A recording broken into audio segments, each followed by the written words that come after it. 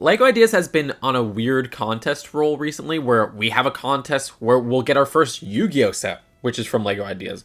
They're currently running a contest to find out what our first Pokemon trading card game set will be. Just things I would never expect. And they just announced another contest to make a LEGO set today, which is Hoops and Heroes. Now, this is all about basketball mascots of all things.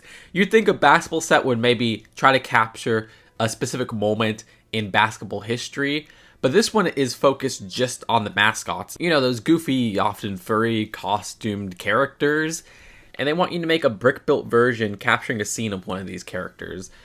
That is so specific. They say no brickheads are allowed in this contest, and it will run until June 3rd, 2026 for submissions. I mean, look, LEGO Ideas encourages a lot of people to think outside the box, but I'm not sure why they didn't just make this a general basketball contest, maybe of famous players' history and things like that.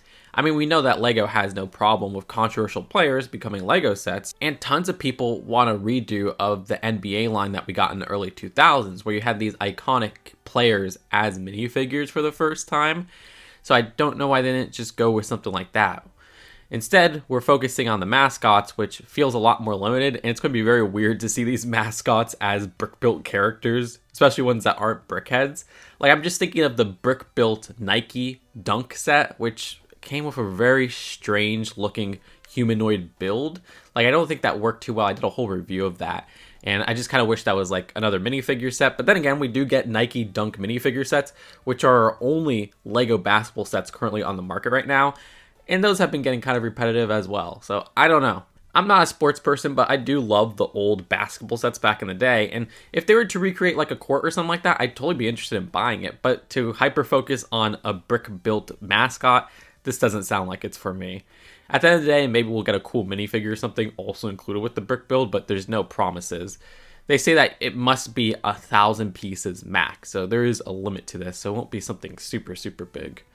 Let me know what you think in the comments below. I could totally see a lot of people who are like college fans really getting a kick out of this. I remember back in the day, we had a Purdue Pete mascot, which was one of the first 10K LEGO idea projects. I forgot to record before I left, but yeah, this is going to be a Target exclusive apparently.